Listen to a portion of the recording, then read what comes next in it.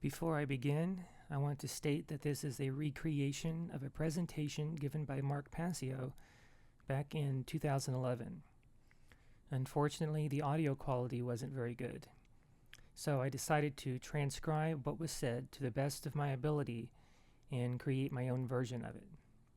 I did leave out an extended section on the tarot and its connection to the Tree of Life, but you can see that in much greater clarity in his presentation called Demystifying the Occult.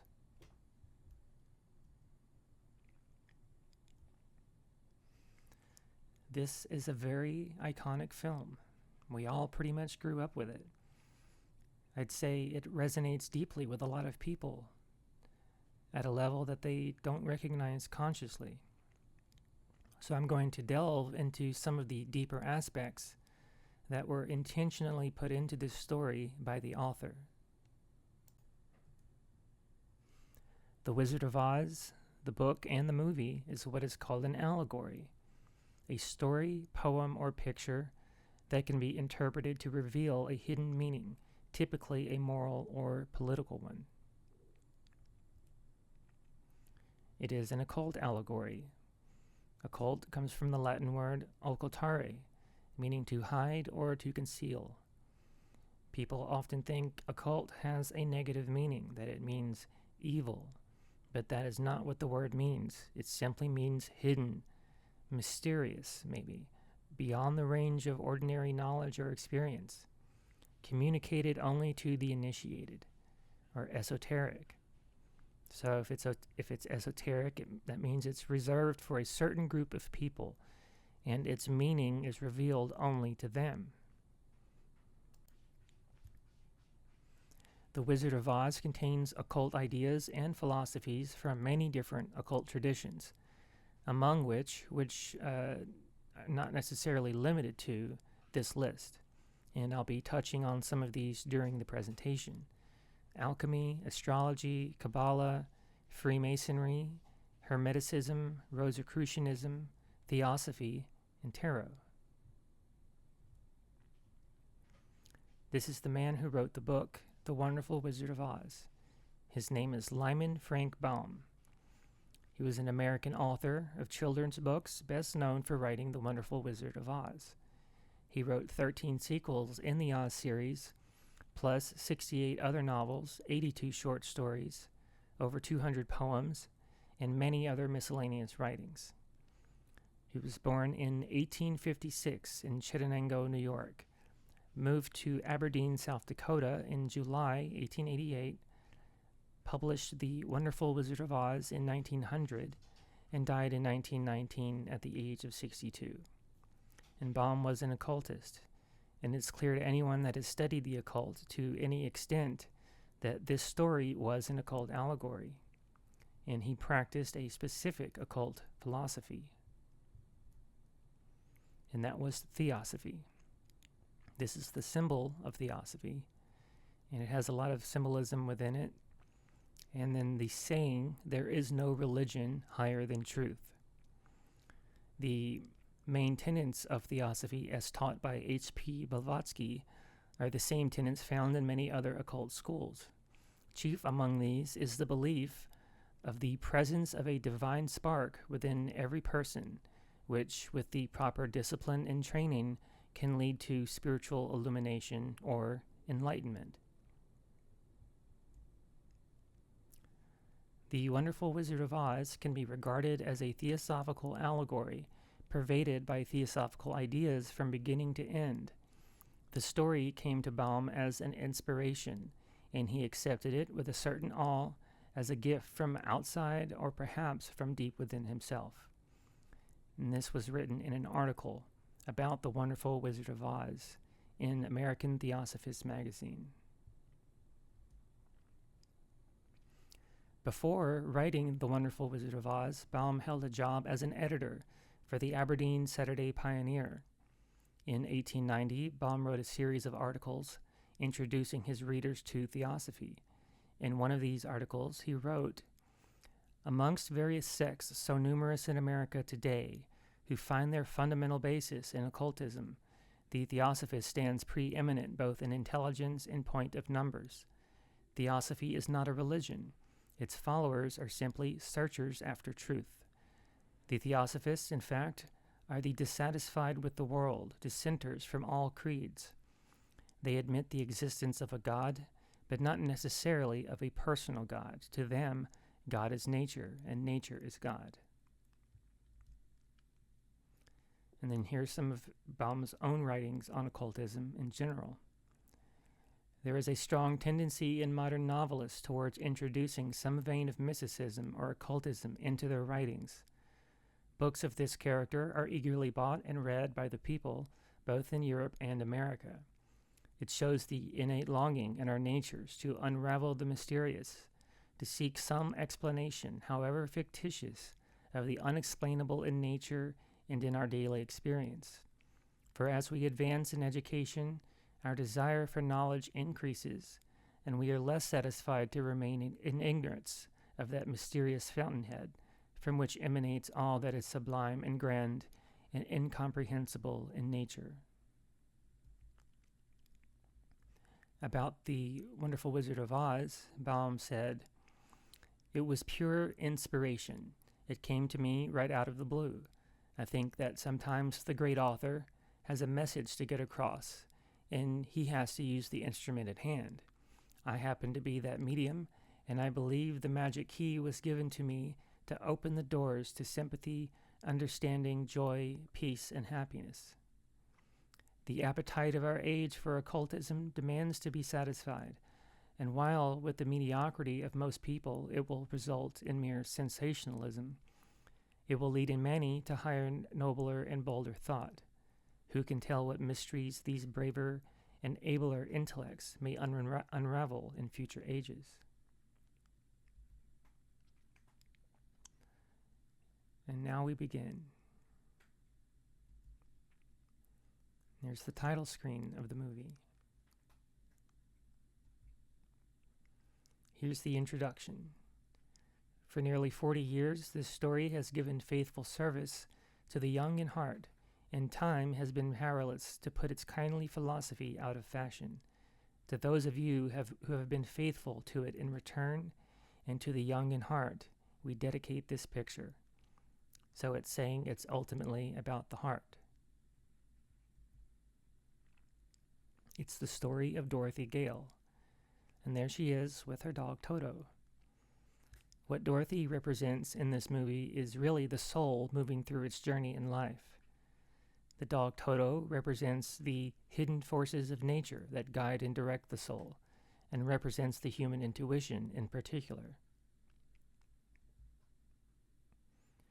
Dorothy is antagonized by a woman named Elmira Gulch, who wants to take her dog because it gets into her garden, and she claims it bit her. So she goes to her parents, her Aunt Emily and Uncle Henry, and tries to tell them about the problem she's having with this mean old woman. And they don't want to hear it. They don't have time, and they're working on their farm. They're not concerned with the matter of how she's basically being oppressed, and this woman wants to take her dog and have him put down. She goes to some of the ranch hands to ask their opinions, and they are Hunk, Hickory, and Zeke. She goes to Hickory first, and this is foreshadowing in the movie because we'll eventually be reintroduced to these characters as the Scarecrow, the Tin Man, and Cowardly Lion.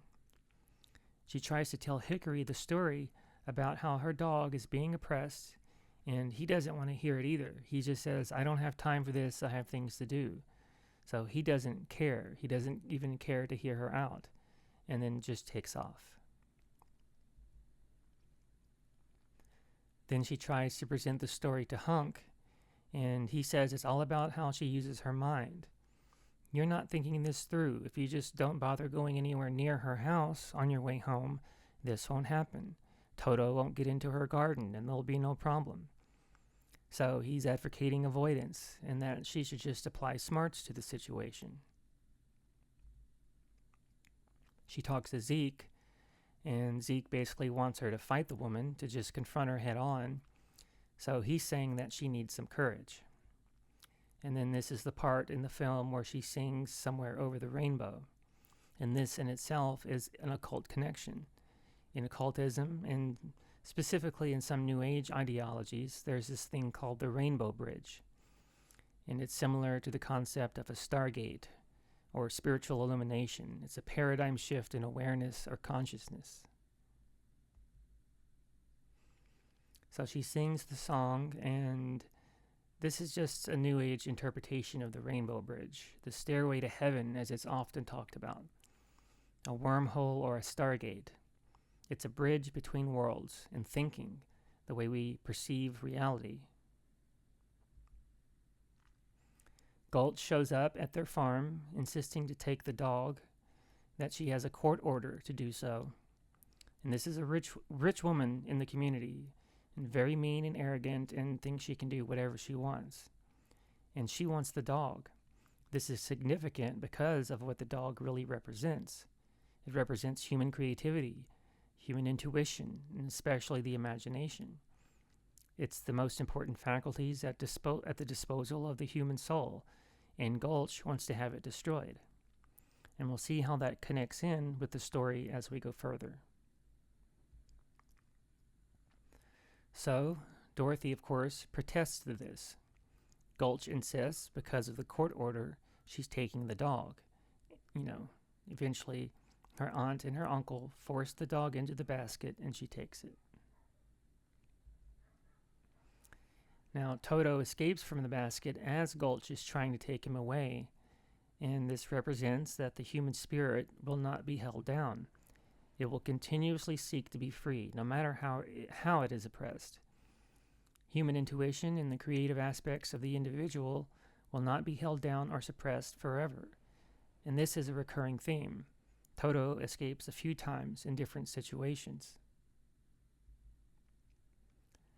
So when Toto goes back to Dorothy's house, she realizes that people will be coming after them, so she decides to run away. So she packs her bags and runs away with Toto.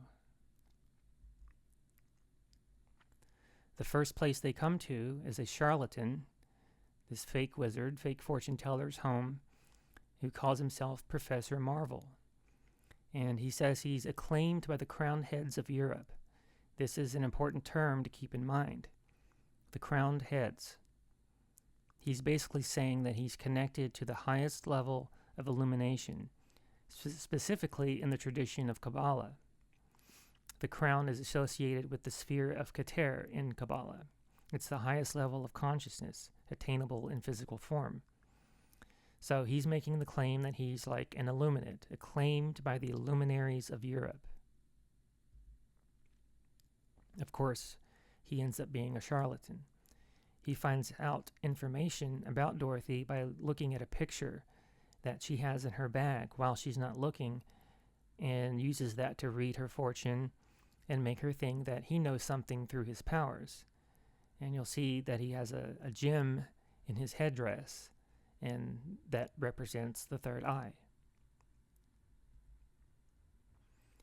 As Dorothy heads back home, as she was under the impression from Professor Marvel that her aunt was sick, she encounters this huge storm blowing over the plains and a tornado. A tornado is also a tunnel or bridge between worlds, between the earth and the sky, or between lower consciousness and higher consciousness. So this is another symbol.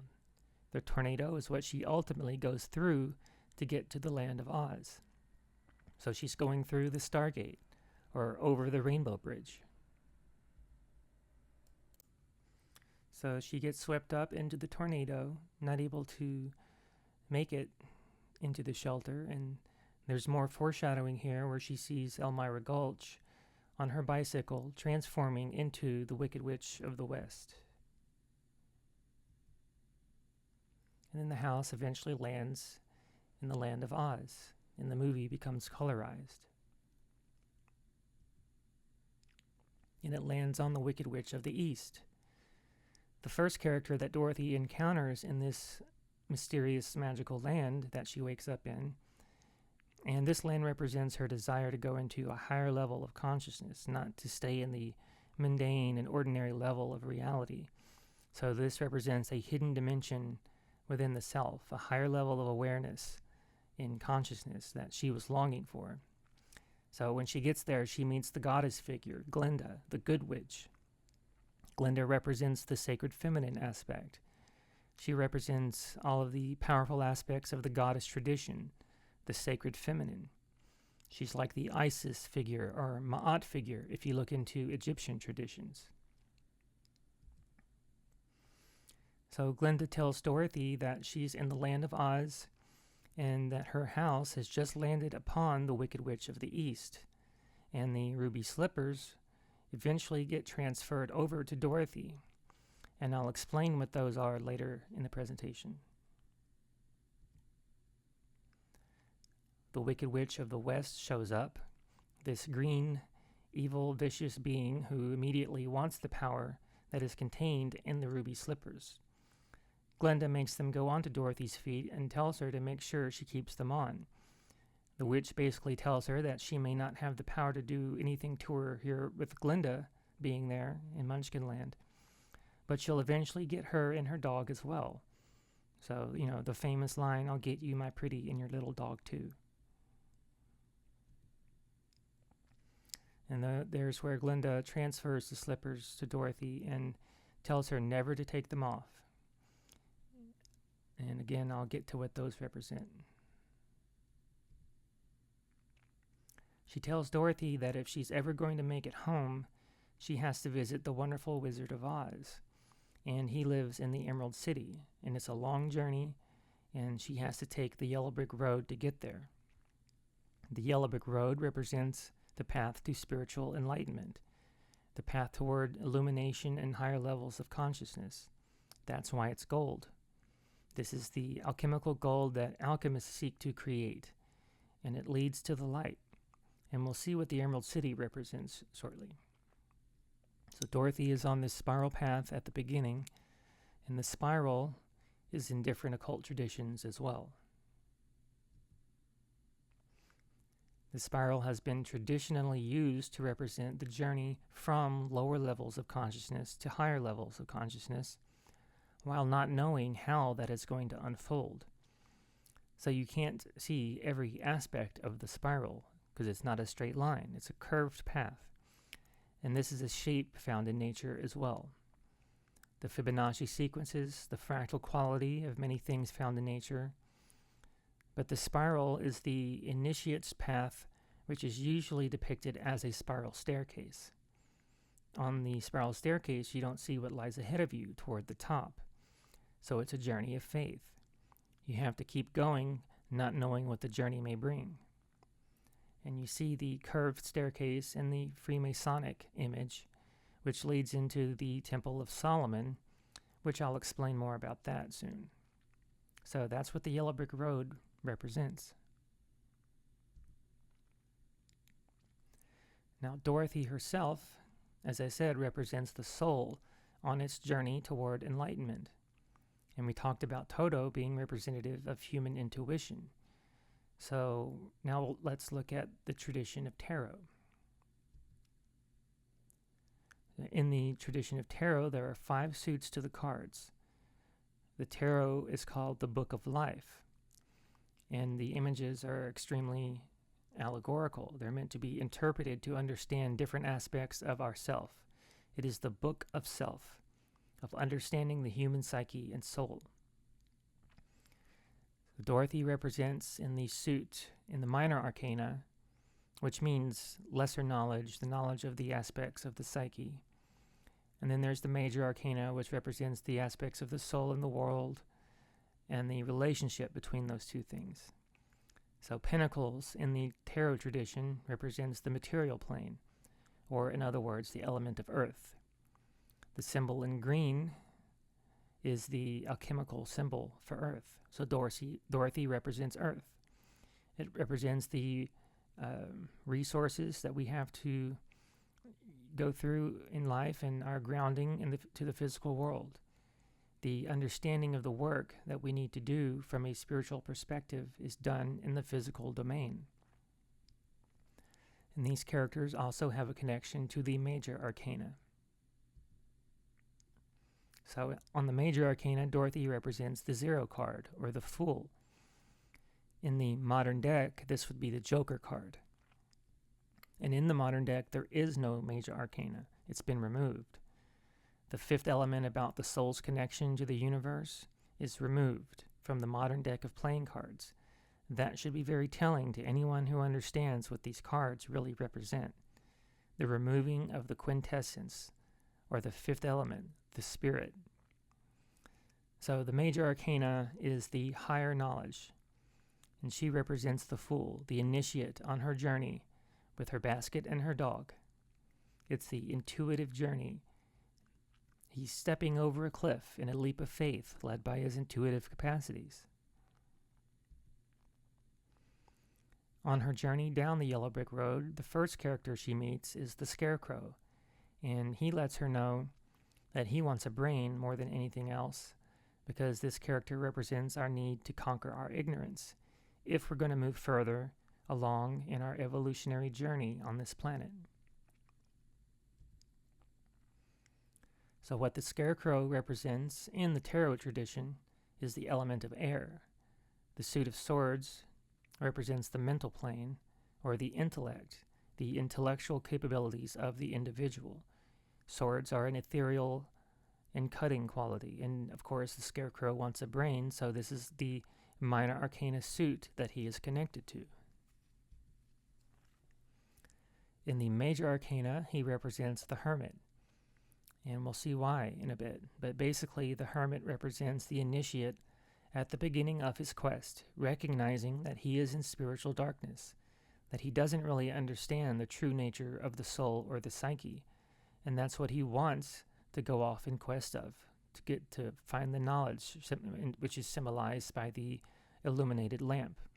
He knows he's in darkness, and he has the desire for knowledge, and that is what the Scarecrow is. He knows he's in darkness, and he wants a brain, so that's what the initiate of any tradition really represents, and that's why she encounters him first. Then together they encounter the Tin Man. He is rusting, so this represents a frozen heart. He wants a heart. That's what his most desired thing in life is, because he said he was made without one. And this represents apathy, not caring. And he was Hickory in the foreshadowing. You know, he didn't care what Dorothy had to say.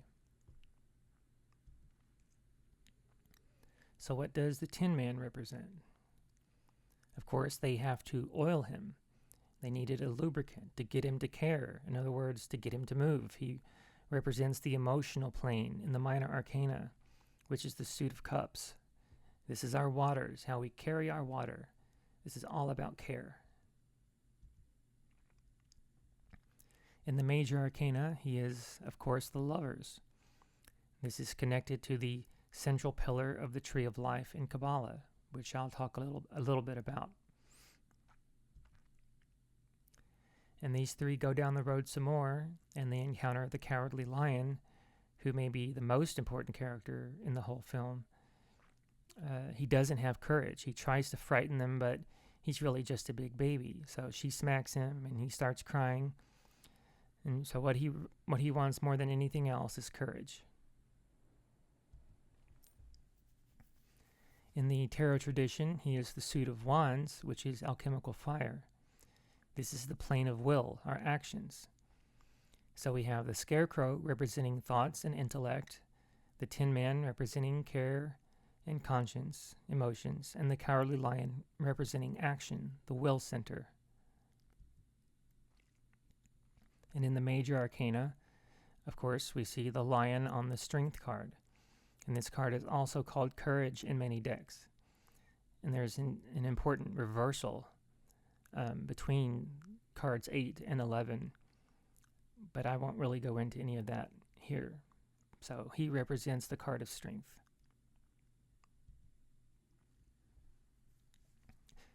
So here's our 4 characters, and they're off to see the wizard.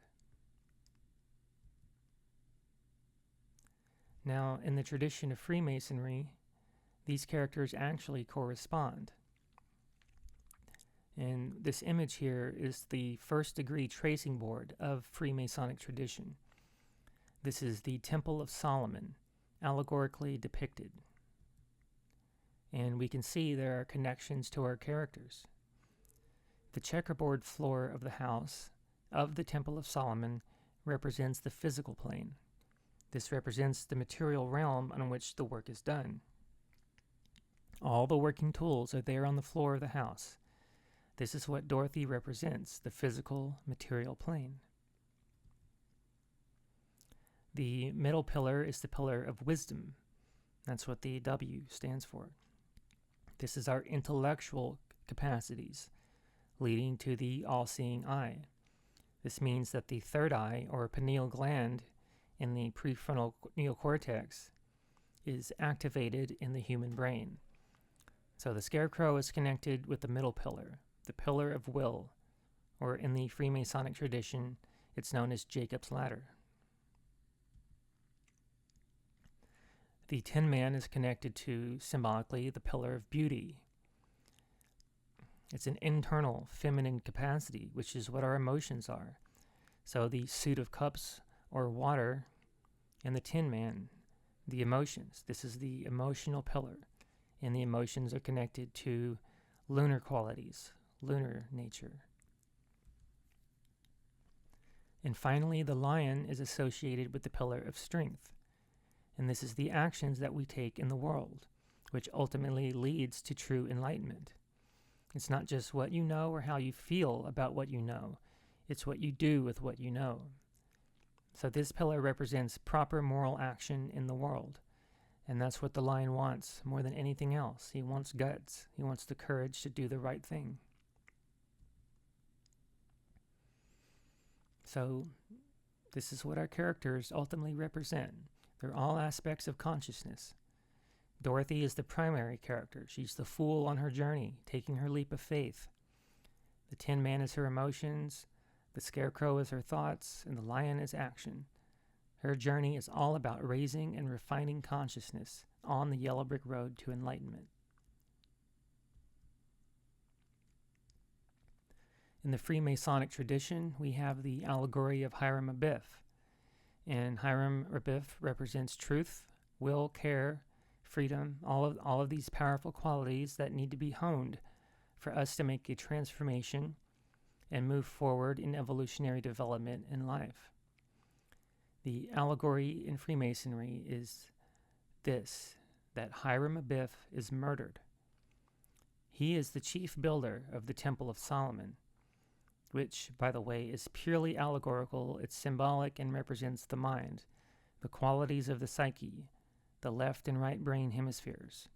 It's purely symbolic. It's not a real building. It never has been. It's just symbolic of the self. And Hiram is also a symbol, and he is killed by 3 ruffians with 3 tools, seen at the bottom of the image on the right.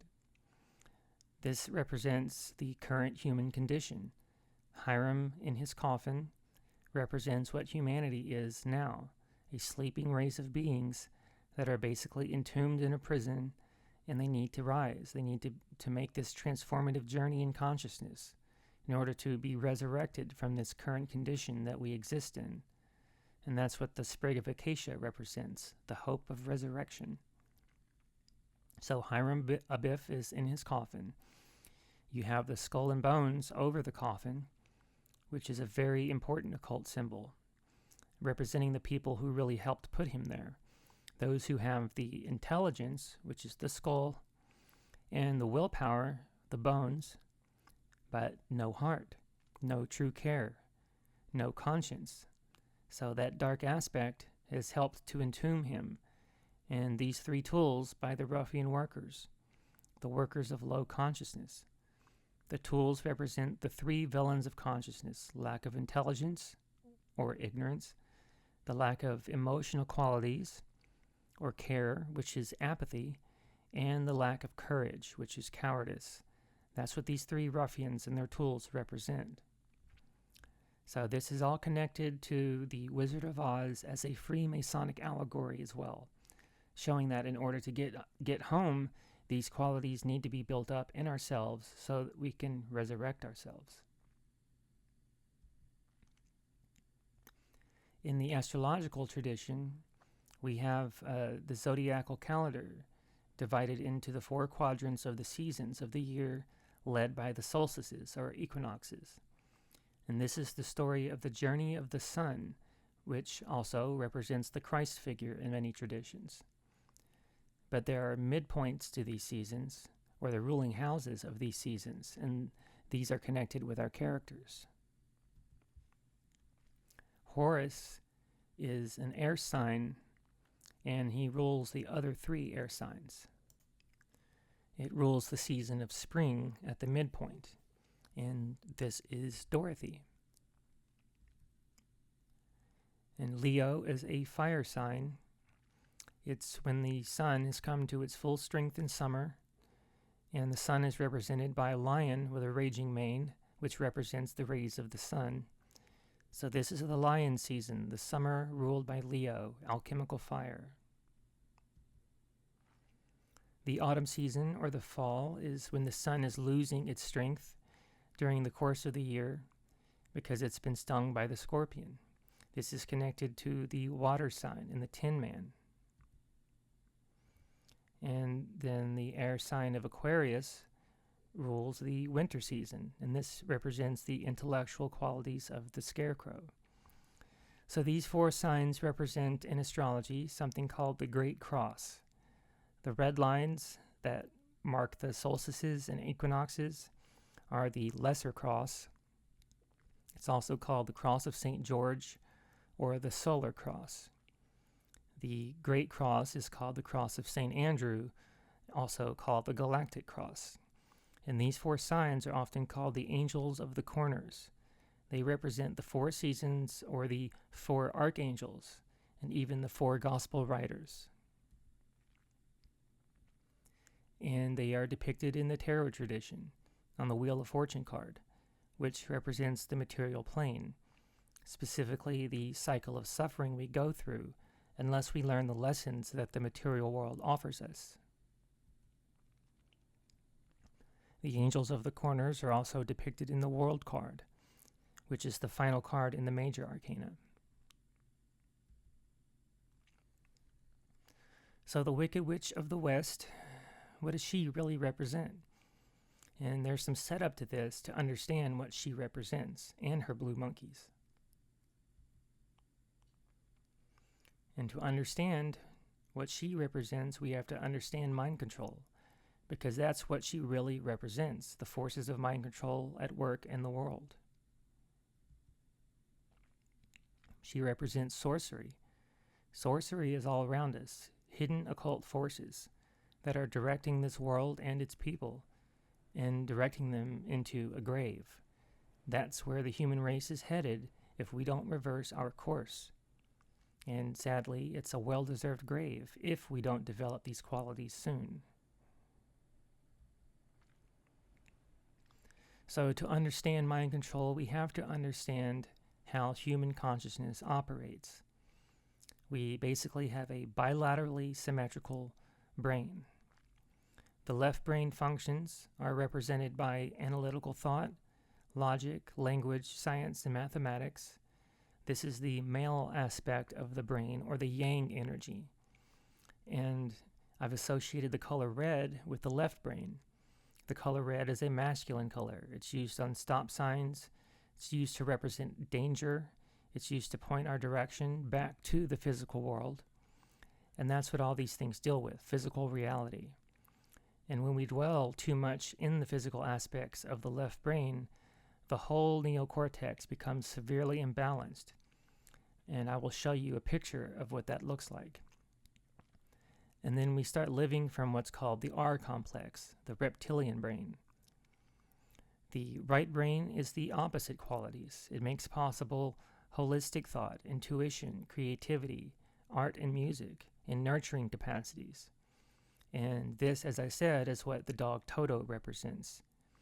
And I've associated the color blue with this part of the brain. The left brain is the active side, representing fire. The right brain is the feminine emotional qualities, or yin energies.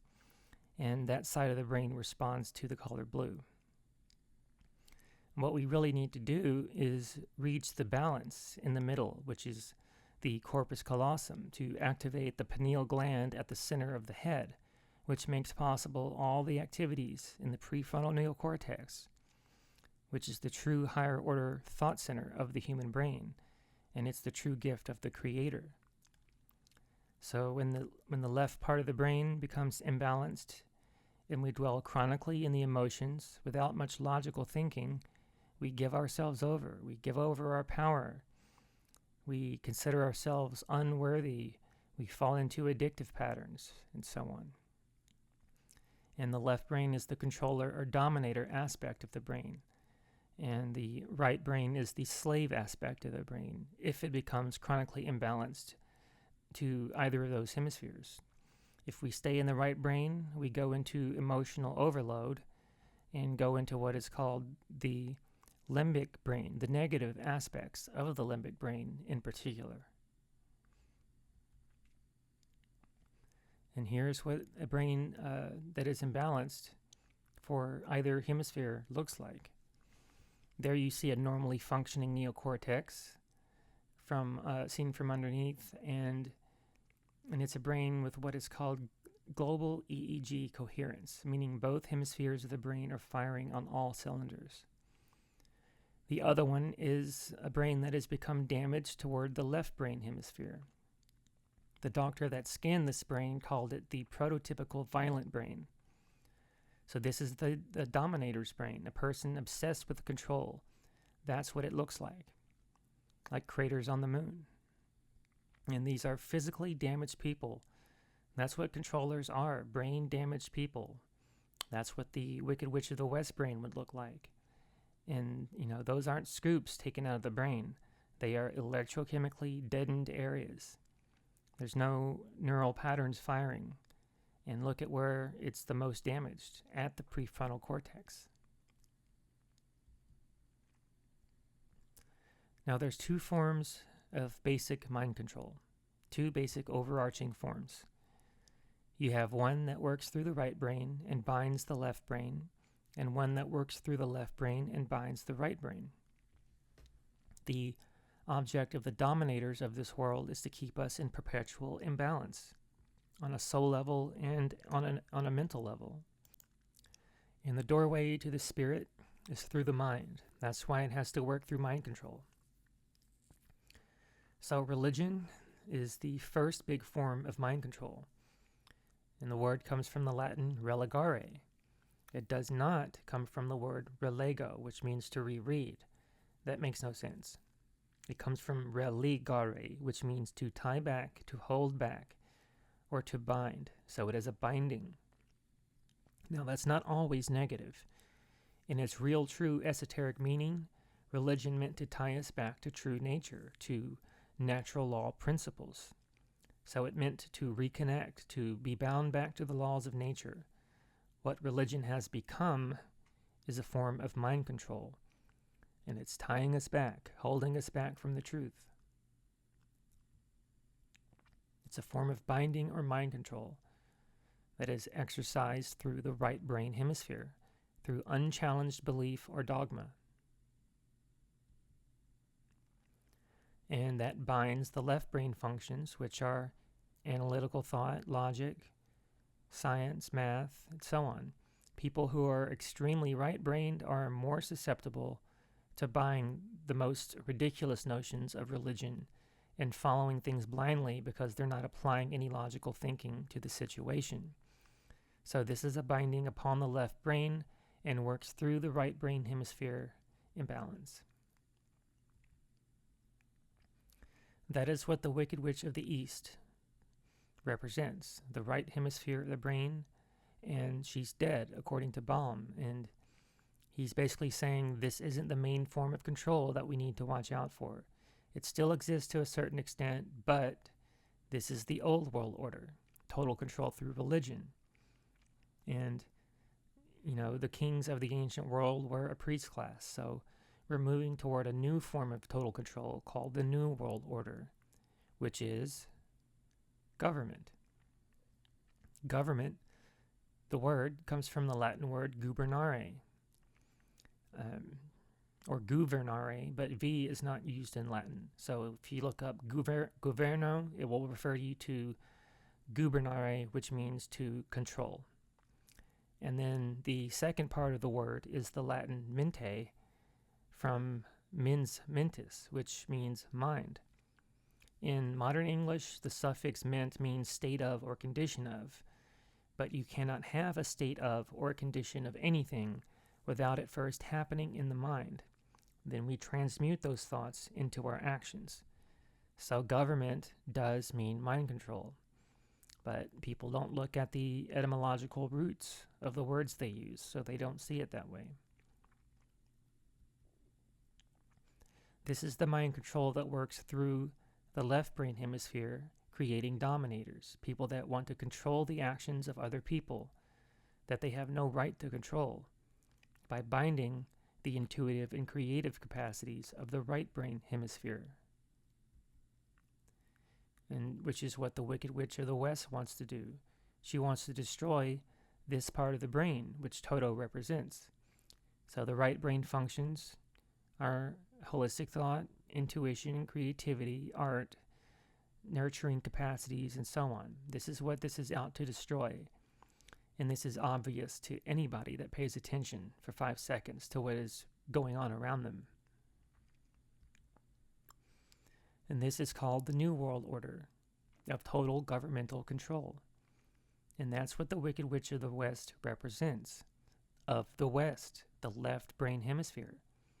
And it's very apparent once you really think about it. So you'll notice that the witch is colored green, but our heroes are off to a place that is also green. They're going to the Emerald City. Well, what does this represent? So we talked about the imbalance of the brain hemispheres. Let's talk about the balance. Let's talk about centering oneself. When we use these brain hemispheres in conjunction with each other, as they are intended to be used, because these are gifts from the Creator, something happens. Those two symbols, the masculine red symbol and the feminine blue symbol, these combine into what is called the Seal of Solomon. And this represents the male aspects of the blade, or the yang aspect of fire, coming together with the sacred feminine chalice, or yin aspect of water. So fire and water coming together to form the temple of soul, the sun, the left brain solar aspects of consciousness, and moon, the right brain lunar aspects, Solomon, the sun and the moon together, united. And the reason it's green is because this is the balance frequency. Green is the balance frequency between the two competing or opposing frequencies. The left is red frequencies, the right is blue frequencies. And in the direct middle of the visible spectrum of light are the green frequencies. This is representative symbolically of balance. I wouldn't just say symbolically. In the physical domain, green is balance. In the Vedic tradition, which is an Asian tradition from the Indus Valley, we see the chakras. The chakras are energy vortices within the body that represent different aspects of consciousness. We have the root chakra connected with the earth. The sacrum chakra is the desire center. The solar plexus chakra is the will center.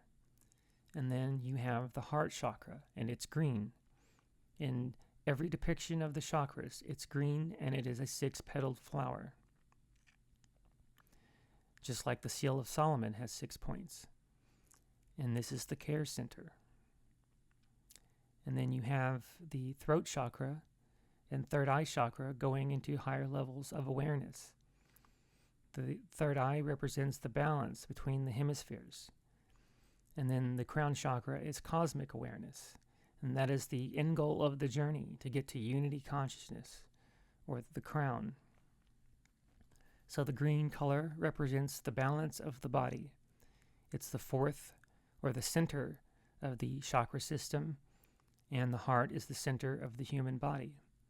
It's the generator of the body, and care is the generative principle, because that which we really care about is what we manifest outward into the world.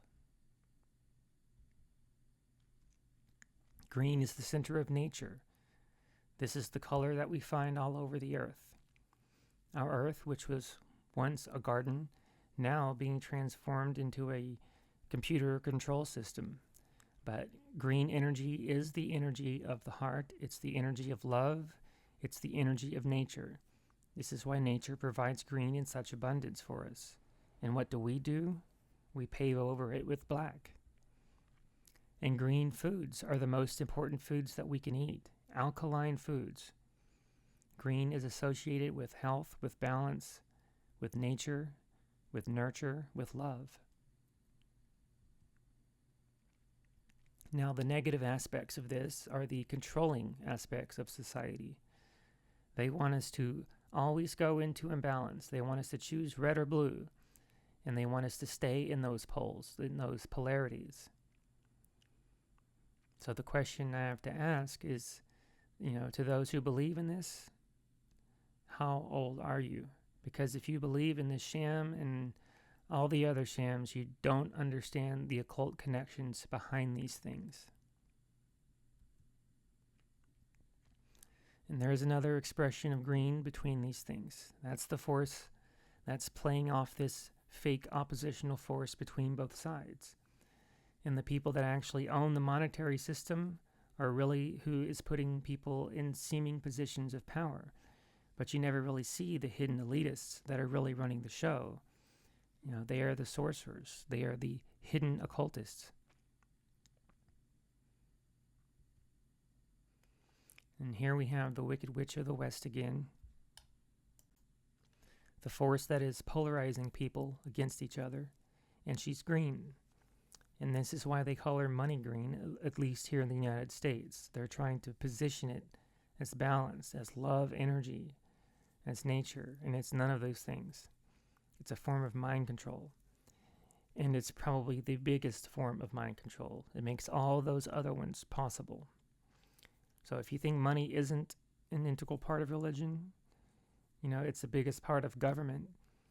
The opulence of the churches of the world, what they could do with that money instead of perpetuating the belief systems and dogma that they do. It's all about money, and it's all about them bridging or bringing that color, that frequency into the actual paper that we carry around, like talismans.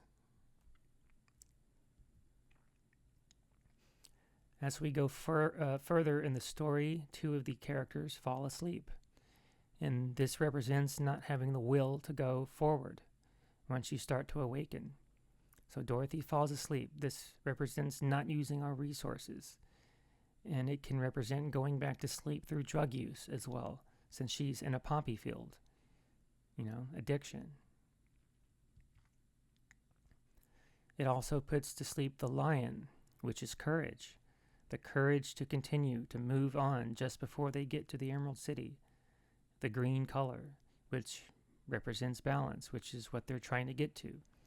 So these two important aspects, these characters, it means you can still know and you can still care, but if you don't use your resources and your courage, you're done. Now, what comes to the rescue, interestingly, is another reference to drugs. The snow. It's interesting symbology, considering they're asleep in a poppy field. And we sometimes call cocaine snow. So it's almost like balm saying, stay away from heroin, but a little bump now and again won't hurt. But anyway, Glenda makes the snow happen, and of course she represents the sacred feminine force, which represents what we really have to get in touch with if we're going to understand how we should properly use our resources to take action in the physical world. So it's an interesting scene of the movie. The snow wakes them up. But unfortunately, it also rusts the Tin Man again, representing how we can become jaded as well if we're not careful. So he becomes rusted and they have to oil him again. They finally get to Oz, and see Mr. Charlatan here, who not only was Professor Marvel in the foreshadowing, but he's also the gatekeeper, and he's the wizard as well. And he's also the carriage driver of the horse of a different color. So this charlatan plays all these different roles, including the wizard. Now, the first place they go is a place called Brush and Shine, or something like that, and it represents the lodges of perfection.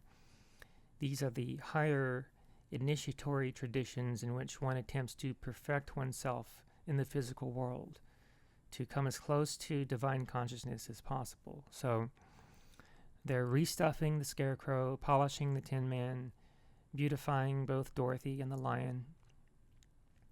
So that's what I'd say this is allegorically, the lodges of perfection. And this is an important scene. It seems just like a whimsical musical scene, but it's not. It's probably the most important scene in the movie. It's the coronation of the king. The Cowardly Lion is coronated by the other three characters, and this represents the vitally important role of courage. And he sings a whole song about it. And this is a direct reference to the Kabbalistic tradition as connected with the tarot. So in order to understand this, you have to understand a bit about the main symbol of Kabbalah, which is the Sephirotic tree of life, and how that relates to the chakra system, and how they both relate to the tradition of tarot. But I won't get too much into the tarot.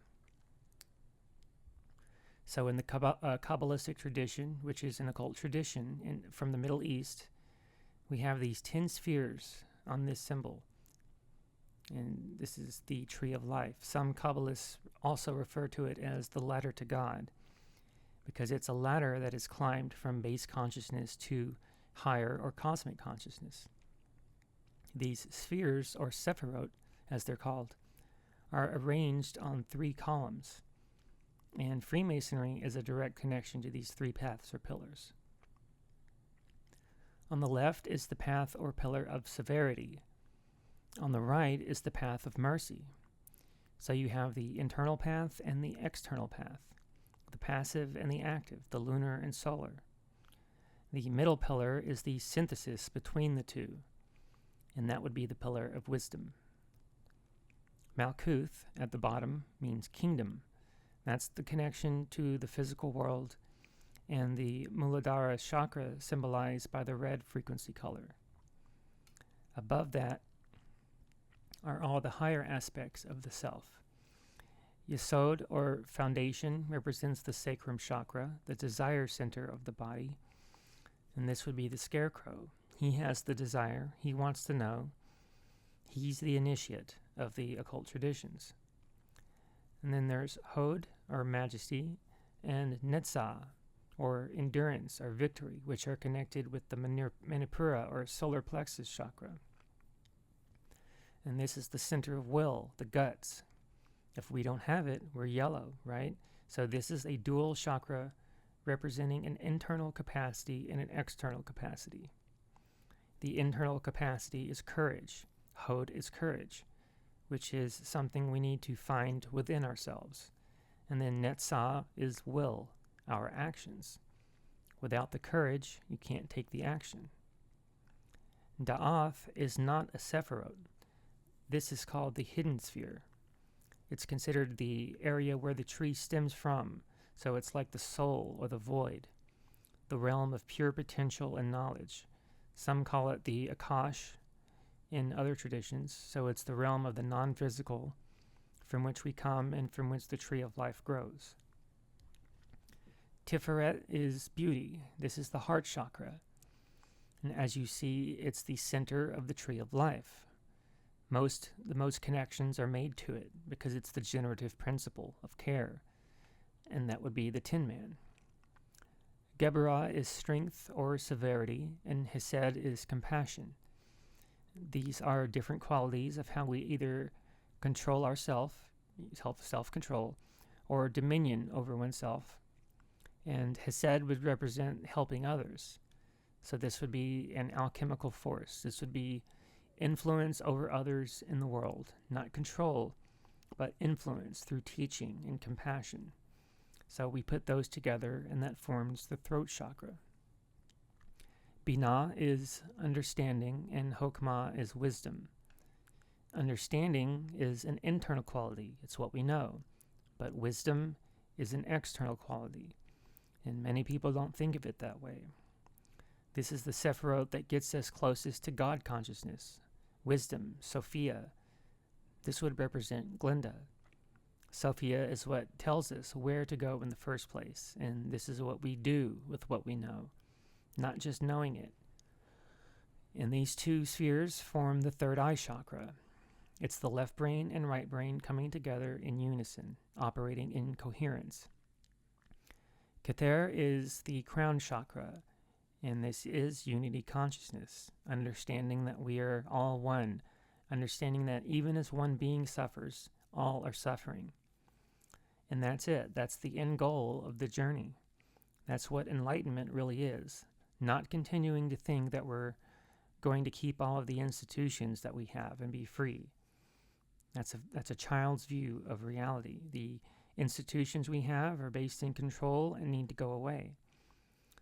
And you can say that's as radical or as extreme as you want. You're not going to be free and still keep the monetary system. You're not going to be free and keep the military.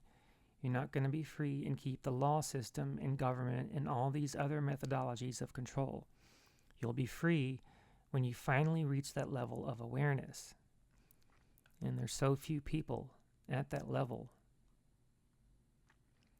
And I won't go into any more detail on this, as you can find the information in Mark's Demystifying the Occult presentation. So I'll continue on with the Wizard of Oz breakdown. So they finally get to the chamber where Oz is at, and there he is, acting as the gatekeeper once again. And he initially tells them they can't get in to see him, but finally lets them in, and then they face the wizard. And we'll get to what he represents in a moment. But basically, he's a pompous ass. He berates them and makes them feel unworthy. He begrudgingly agrees to help them, but only if they will bring to him the broomstick of the Wicked Witch of the West. So meaning he's basically telling them, you need to take on this big controller because I'm too cowardly to do it myself, or I can't do it myself. In other words, he's a false savior. He's saying he's the all-powerful and almighty, but he's asking for lowly people to go take down this monster for him with all of her minions, her mind-controlled zombies. But they accept the task and go out with some weapons. And they go out into the haunted forest, headed for the witch's castle. And here we have some owls depicting the surveillance state. And the owl is a tremendous occult symbol. It's connected with the dark occult and Satanism because it is a predatory bird that has superior night vision, meaning while in darkness it can see its prey, but its prey cannot see it. So it represents people in darkness being preyed upon. And of course, in occultism, darkness represents ignorance. So it's a huge symbol of that power differential between those in the know and those who don't have that knowledge. So the witch sends out her blue monkeys after Dorothy and her friends, and these represent the police and the military, the boys in blue, the brainwashed, mindless hordes that are just following orders. And the dark occultists are only too happy to tell them how dumb they are. They call them our dogs and our pets. They are the most mocked, ridiculed, and vehemently hated people on the earth. You think they don't care about us? You have no idea what they think of their own minions. So they finally capture Dorothy and Toto, leaving the other three in the forest. The witch finally goes after Dorothy's ruby slippers, because that's what she really wants, and Here's what they represent. They are connected to the alchemical tradition. So in the philosophy of alchemy, it is asserted that all base metals, base modes of consciousness, are imperfections of gold, pure consciousness, and that all metals are ordained by nature to become the perfect gold of the sun. The alchemist seeks to remove from all base metals their disorderly imperfections or base characteristics, to bring them to their true state of natural order and to transmute them into alchemical gold, representing the purification of body, mind, and spirit. So it's the journey from the base of the tree of life to the crown of the tree. It's the journey down the yellow brick road to the Emerald City. Now, silver is what the original slippers were in Baum's book. The director of the film changed them to ruby because he thought they looked better in red on the golden or yellow brick road. And this is very synchromistic because while Baum intended them to be the elixir of life, as we'll see, is a silver color, even closer to the original meaning of what these slippers were supposed to represent as the alchemical stone or stone of philosopher, was ruby in color. But the director did this deliberately because of a decision in filming. But it actually works out synchromistically. So that's where I would say is an example of synchromysticism coming through the allegory of the movie. So in alchemy, silver is one of the base metals, imperfect consciousness, often used as a prima materia or starting substance at the inception of a work. The alchemical symbol of silver is associated with the moon.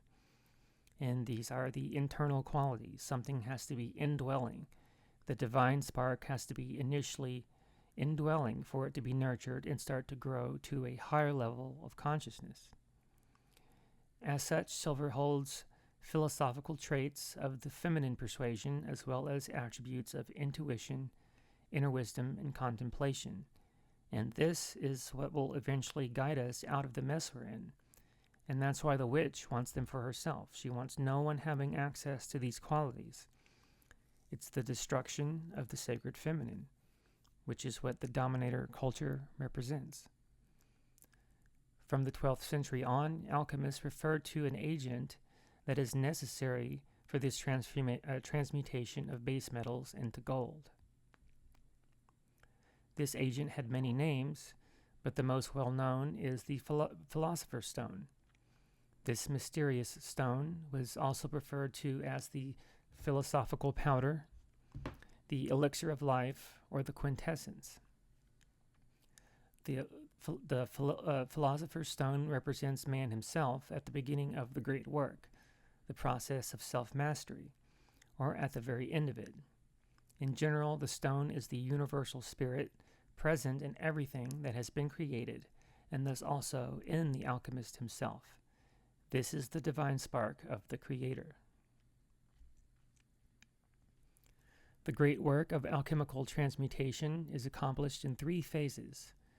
These are the 3 phases of alchemy. The first phase is nigredo, or blackening.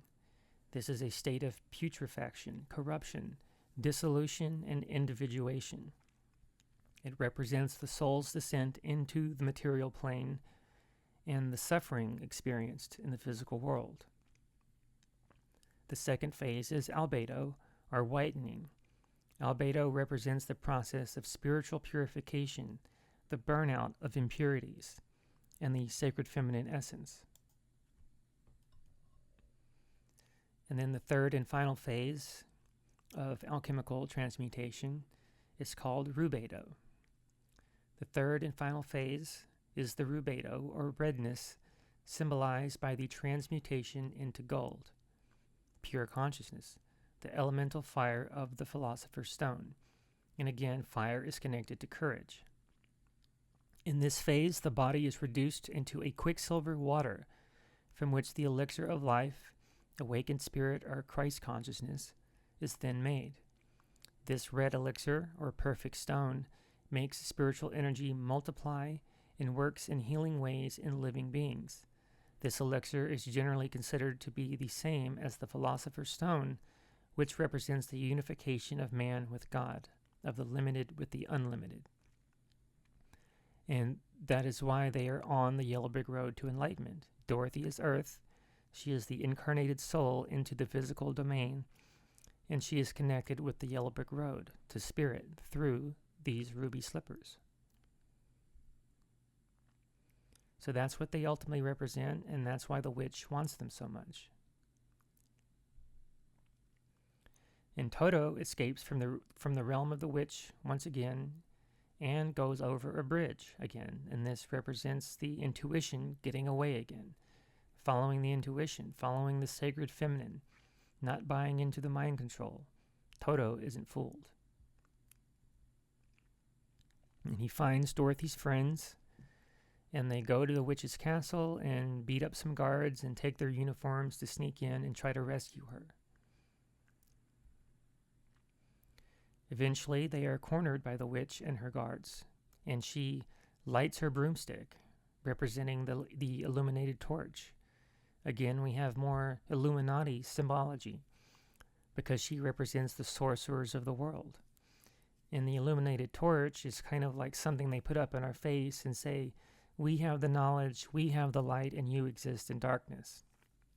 But there's also a positive side to it. In the Goddess tradition, the illuminated torch is often used to represent the light of wisdom, the Logos Sophia.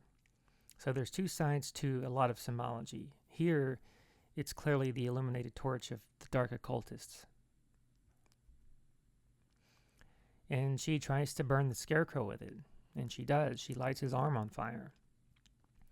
This represents putting forward the aspects of mind control, trying to destroy the connection to the spirit, which is the mind.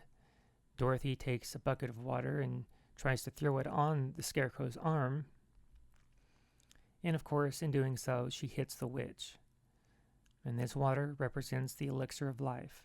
It represents her being enlightened and able to defeat the forces of darkness.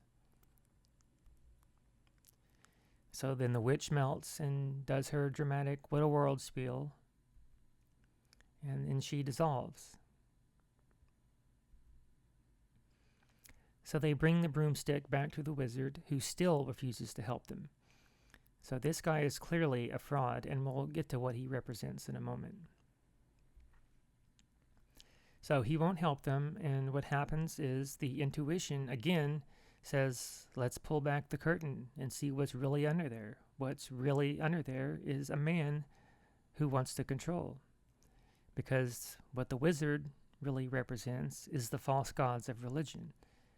The false dogmatic gods of religion being used as a vehicle for control, but they're all just run by men, and that's it. That's what he ultimately represents. And a little dog could see through that. That's how much of a fraud it is. It's a weak old man. Now, what he does to try to save face, he gives them fake representations of what they really want. He can't give Scarecrow an actual brain, so he gives him a diploma. And we all know what that's worth. He gives the lion, who wants courage, a medal, which is what they give people in the military who follow the international bankers' orders and fight wars in lands they have no business in. But they get these medals for it. How noble. And he gives the Tin Man a ticker heart. So he's fraudulent. He's been a fraud the whole time. But he tells everyone that he has the ability to get Dorothy home because he came to Oz in an aerial vehicle. Now, this connects to something not many people may think, and that's the ancient astronaut theory, the alien intervention theory, and how they came here and gave us or influenced all of our religions and notions of kingship and authority. But he tells Dorothy and her friends, I came here in a craft, his balloon. And, he's like, when I landed, the people just all worshiped me like a god, basically. And so I decided to stay and keep the game up. So, think about it. Study that area of knowledge. Could be far-fetched in connection to this allegory. but consider it. Anyway, he says, I'll break my craft out again and get you back home. But then he even admits he can't even fly it, because it's been so many years he doesn't even know how to fly it anymore. So what happens? Dorothy starts getting ready to go with this fraud. And who comes to the rescue once again? Toto. He really is the best character in the film, next to the Cowardly Lion. So he comes to the rescue because he sees a cat and he hops out of the craft. And Mr. Wizard is stuck in his balloon going wherever he's going on his own. And Dorothy and her friends are left in Oz. But the intuition, who Dorothy follows, jumps out and she follows along with him. But what he represents is an external savior. This is what people want more than anything else. They want somebody to come and rescue them from their own ignorance, from their own apathy, from their own laziness and cowardice. Well, that's not going to happen. It's not going to happen that way now or ever. But good luck with that. So anyway, no good presentation on the occult would be complete without mentioning Aleister Crowley or the Thelemic philosophy. So Crowley, who was one of the most influential occultists of the 20th century, put out some of the deepest philosophical work called the Thelemic tradition. And thelema in Greek means will, and it's all about courage, ultimately. Crowley, unfortunately, didn't live what he preached. He talked the talk, but didn't really walk the walk. He walked over the bounds on a knife's edge and became a sorcerer. But I do have respect for the writings he penned, or channeled. He said he channeled through automatic writing. And the spirit that he channeled when writing the Book of the Law was called Aiwaz. And he called Aiwaz a wizard. So he was the wizard Aiwaz. Now, this did not influence the book because the book was written before Crowley's work. This is just another great example of synchromysticism. Now, what the real wizard represents is the concept that Crowley talked about called the Holy Guardian Angel, which simply represents the connection to the higher self. And the shoes in the original book represent the silver cord, which is the connection to the higher self in different occult traditions. So the wizard represents this holy guardian angel, the real wizard, not the fraudulent one. That's why he used the projection of it, not the wizard as a man. And now I'm going to show you an image that Crowley drew, not of Aiwaz, but of another being he channeled that he said was similar to Aiwaz.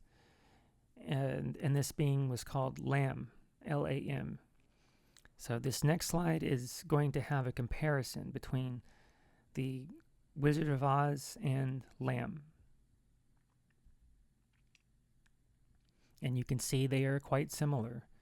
Not exact, but you can see some similarity in the size of the head and the ridges on the forehead. And Lam looks particularly similar to a classic gray ET. So it's an interesting connection. So back to the story. Dorothy and Toto, wanting to still get back to Kansas or back to the physical world where the great work must be done, is helped by Glinda, the sacred feminine essence. And she tells Dorothy, you didn't really need to look outside of yourself. This journey was only to get you to understand that the answer was within you all along. Stop looking for a savior outside. The answer was the Philosopher's Stone, which is ultimately what you carry in the mind, the heart, and the guts. You had it within you. It was all aspects of you. And this isn't to say that there is no such thing as God. That's not what's being said here. What I'm saying is we need to stop looking at this force of creation as something that is external to us, but is all around us and within us. And until we start to do that, we're going to be trapped in this idea that someone else is going to come and save us from ourselves. And it shouldn't be that way. Otherwise, we learn nothing. Otherwise, this is all purposeless. So, the ruby slippers represent the internal qualities of the soul that one has to nurture and bring to a point of refinement so that they can save themselves. So she clicks her heels together 3 times and says there's no place like home. And she's back in Kansas. She is now awakened. She was sleeping, and now she is truly awake, an awakened being, operating in the physical world with her intuition held closely to her chest. And she's trying to tell all of the other unenlightened people what she experienced. And they just laugh, because they haven't experienced it themselves. So I hope you've enjoyed this presentation. That's what it's all ultimately about. We need to operate in the physical world with new eyes. We need to develop true intelligence. We need to develop true care. And most of all, we need to develop true courage to take right action in the physical world. And if we do that, maybe, just maybe, we'll have a chance to reach the Emerald City. Thank you.